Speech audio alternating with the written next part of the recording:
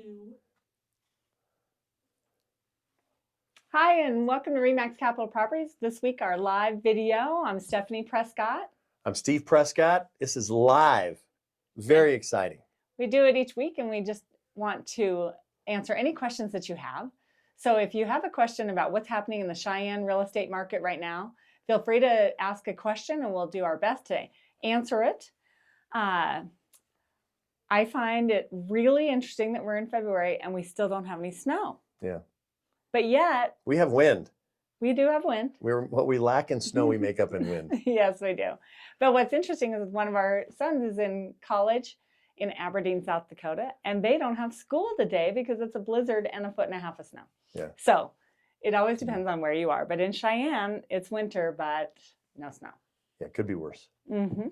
So we thought today we would talk about some myths versus reality and some of the things that you might hear and you might question. So we're live. We're happy to answer any other questions. Otherwise, we'll answer the questions that we have other people ask us, or they say that they assume these things.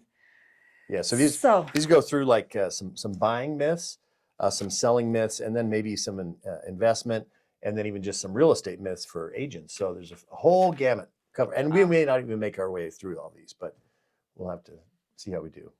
So. Okay, so the first myth versus reality buying question is, do you need 20% down to buy a home?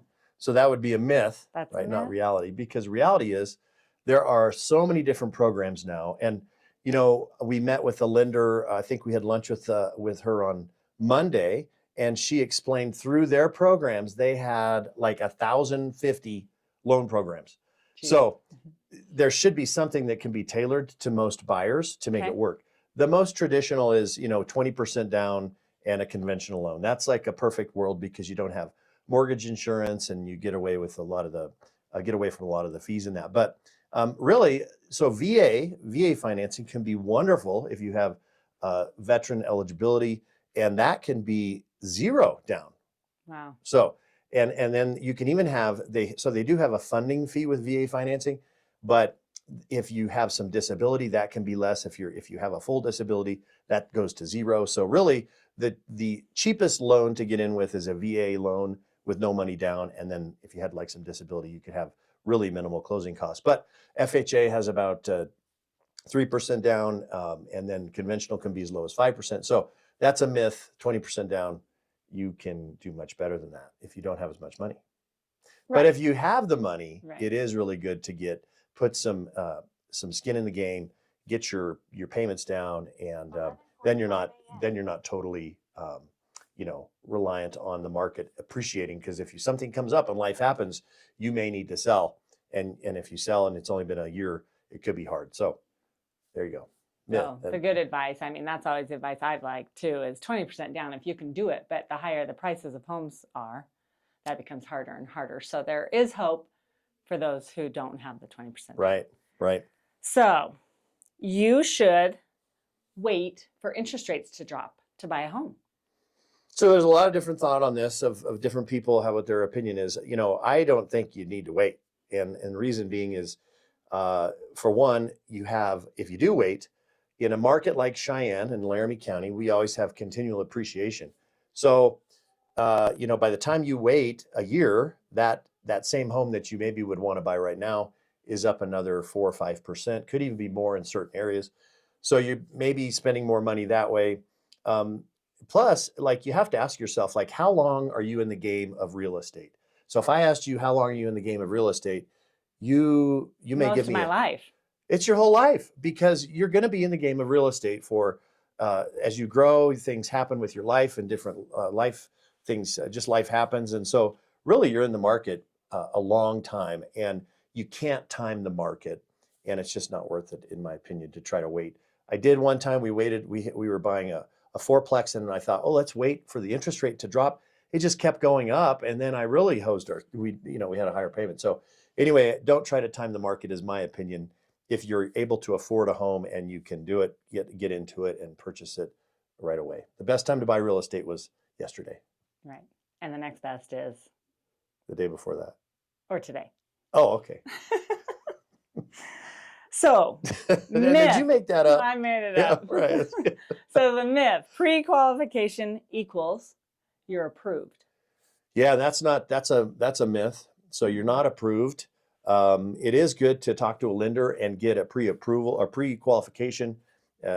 Some lenders will do a pre-approval process where they do pull your credit, they do verification of assets and income and your debt. And so, but there's two different things there. So one is to initially start talking to a lender to get pre-qualified, and they know what your buying power is, and then once you finalize on a property, you get under contract, then you're going to start the whole formal loan process, which is they're going to be pulling your assets, your payments, and they're going to be verifying your employment, your income.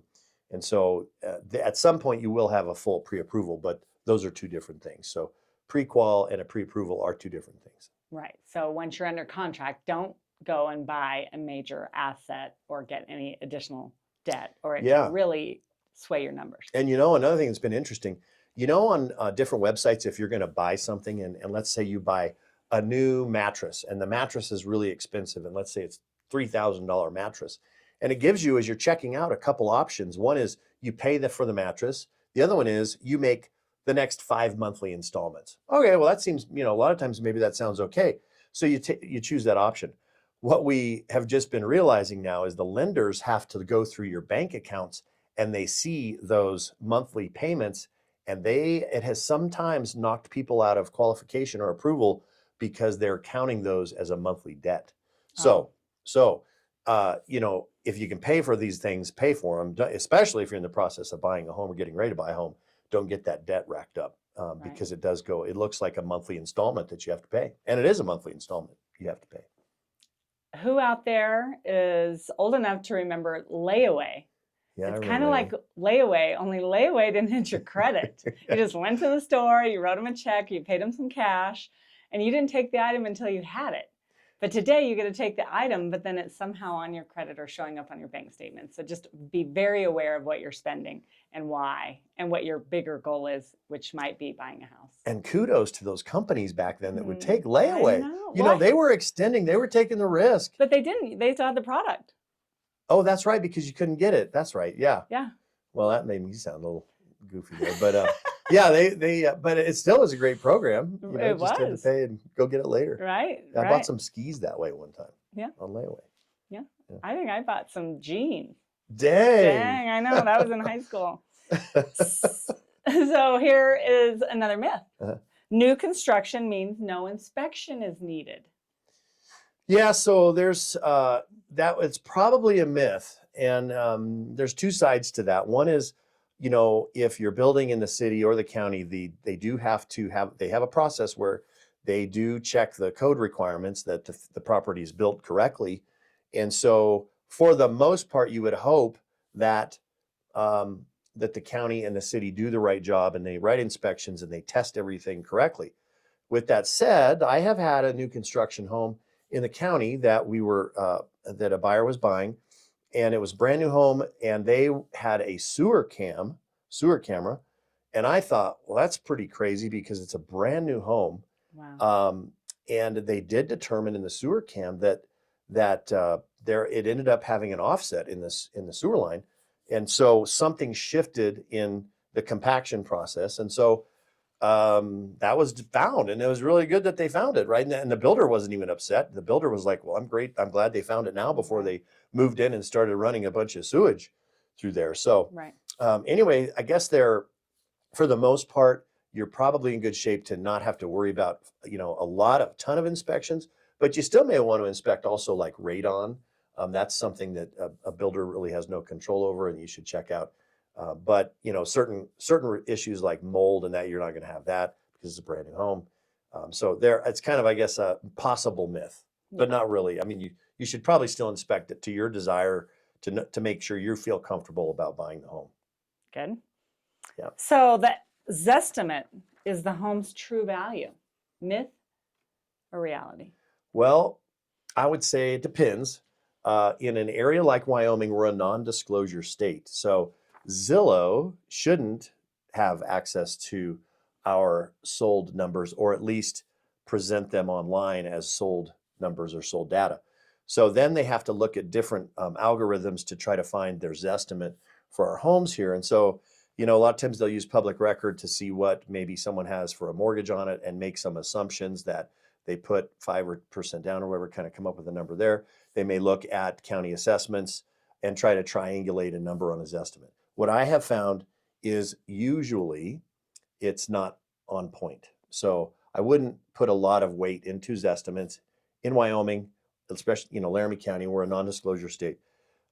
Realtor.com also has a value estimator, and they've probably been a little closer than Zillow because they can, it's ran by our Multilis going right to Realtor.com. So I think that was probably a little more accurate, but really the ultimate thing is you need to reach out to your real estate professional or REMAX and say, hey, I need to get an idea where I stand on value to help you make those decisions if you're going to move or not. Right.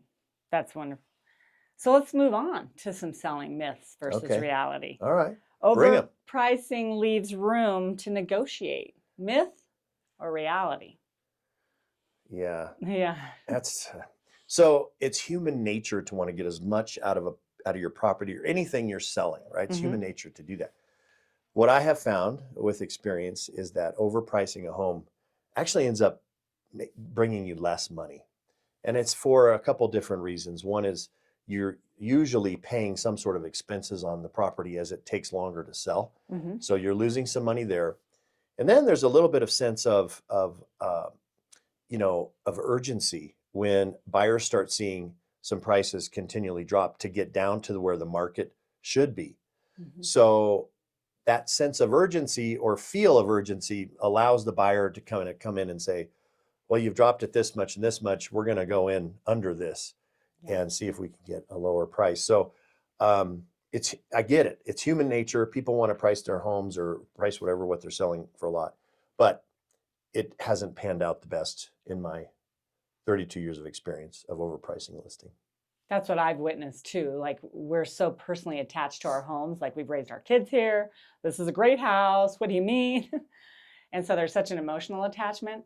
So the longer it sits, the more it hurts personally versus like the logical side of things. So that would be my recommendation for the myth versus the reality of, like, really make a decision. Are you being logical or are you being emotional? Because most of it, we all make our decisions emotionally. So try to allow your real estate professional to add the logic to it. So, Right. Okay, you should renovate everything before selling. Is that a myth or a reality? That's a myth. I mean, there are certain things that just won't pay off. And so you'd want to look at the things that are items that can be addressed that are relatively inexpensive within reason. A paint is always a good one.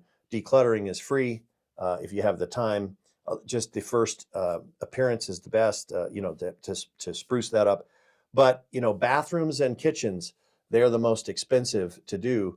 And so you may be able to increase your price if you redo your kitchen. However, with the costs of things, and we're going through a bathroom a remodel right now, which is kind of staggering how much it costs, but it's not like... And disrupting. Yeah. But it's not like these folks are out to just get you and charge and upcharge you on everything.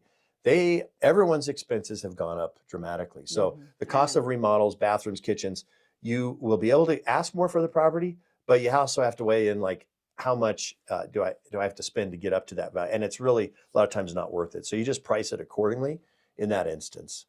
But certain things certainly pay off better than others. So your agent will be able to direct you on that. Great. Okay. Is spring the only good time to sell a home? No, we just said the best time to buy real estate was, yesterday. But really, there's no question about it. In our market in Cheyenne and Laramie County, the best time is definitely the spring. I mean, we get the strongest amount of buyer activity, the strongest amount of interest, people looking online, people physically moving. I mean, that is definitely the best time. There's no doubt about it. However, if you price your property accordingly within the other times of the market, you'll be fine. So it's not the end all be all. You have to sell in the spring. If you have the luxury of waiting or the flexibility, I think you probably will do better with time on market. Days on market should be a little bit less then, but there's no magic ball to know exactly. Home sell all year long. They do. Totally. Okay, myth or reality? You don't need a real estate agent in a hot market. That's a myth. I know, surprising, right? Really. So in a hot market, so I'll go back to 2021. And 2021 was post-COVID, and we didn't know in the real estate market what would really happen, here in Cheyenne. And what started to happen was crazy, right? Just started to get crazy. People were moving all over. People were leaving here. People were coming here, and we started to have this front range effect that we were hearing about. People selling their homes, and they were getting 20 and 30 and 40,000 more. 70. Yeah, and they were getting that much more, and so that started to happen here in Cheyenne. And the interesting part with is that we had to, as agents and brokerages, we had to kind of learn how to deal with that market. And what I mean by that is, um, multiple offers. It was all the time. I was getting offers text to me on my phone saying, "Hey, I have a buyer. They're offering this," and that was, it was a legitimate offer. I had to still tell the seller about it. It's not enforceable because it's not in writing, but it was still a legitimate offer. So, um, to answer your question, if it's better, I think it's actually more critical to use one in a hot market because you need the expertise and the advice and the strategies of how we're going to capitalize on that. So, I just was working with a buyer now, and we went through this process of inspections, and I think she was willing to take what was offered by the seller. And I said, I think we need to go back on this and just keep hitting them, with this and the reasons why. And so I was able to get another 8,000 down off the house, and that's true money. And there's a value in that. And it was a pretty hot property, and I know they could have resold it. So anyway, I think it's more critical to use one now, and in a hot market. Okay, and always. And always. I mean, there's too much data out there to say it's not always. Yeah, and I was just reading a post before I came in here, and said, some guy saying that the biggest waste was realtors and their commissions and everything. He just doesn't have the stats, and the stats are staggering that homes that sell and use real estate agents sell for, sometimes 10, 15% more than what they do FSBO. So there is a value with that, and it's the exposure, it's the techniques, the strategies, and negotiation. Yeah, for sure. Yeah. So is this a myth or a reality? The highest offer is always the best offer. Well, it sounds great, but that's a myth. And the reason is you maybe you get a multiple offer on your home, you're selling your home, and someone, is willing to pay you, let's say even a little more for your home, but they want to close in 3 weeks. And there's physically no way you can do that to move out of your house. So you may need to push that closing. And so maybe the other offer gives you some flexibility of closing later, and maybe it's not over, and so maybe it's 5,000 less, but that's okay. It works better for your, schedule. And so terms, price and terms are always going to be good to look at when you're getting offers. And so it's not always the best offer to have. It's overpriced just on money. Look at terms. And even the strength of the pre-qual letter and some of those things. Yeah, I mean, look at loan amount. Not contingent. A lot of contingencies. People may remove some appraisal contingencies or inspection contingencies, and that's great if you can get those streamlined. So you got to look at the whole picture at price, terms, loan amount, how much they're putting down. It's really great to see when someone has money coming into a transaction, they're putting down 50% or 20% or whatever it may be. That's really a strong offer. Right. Okay, myth versus reality. Now we're moving on to some real estate investing questions. Oh, okay, good. Myth versus reality. Real estate always goes up. Well, that depends. It does depend. So I know I've talked several times about some friends we have live in Florida, and in that market, unfortunately, they're seeing some declining prices there. A lot of properties on the market. Expenses have gone up so much with homeowners insurance and HOAs. So that's gone up, and so it's not always appreciating. Luckily, in Laramie County, we've had a continual appreciation that's been very solid.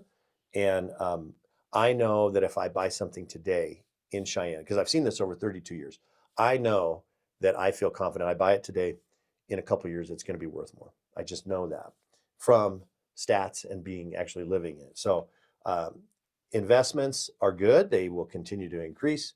And, right now too, our rents are increasing quite a bit on different properties. And so that also increases your values when you buy them if the rents are continually going up, if we're talking about investments. So.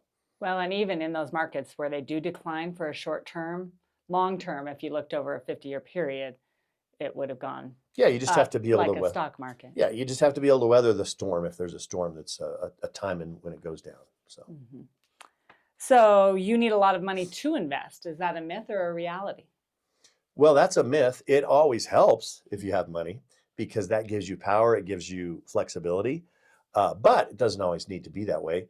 And especially if you're, a young person and you're wanting to invest, it's really important to me to get into real estate, buy some real estate, and continue to buy real estate. Like for us, one of our goals was to buy a rental property every year, and we did that for a while, and then we ended up doing some commercial building, and that took a lot more, and so we weren't able to keep kids, and There they you got take kids, a and lot more. now you got college. So, yeah, I think it.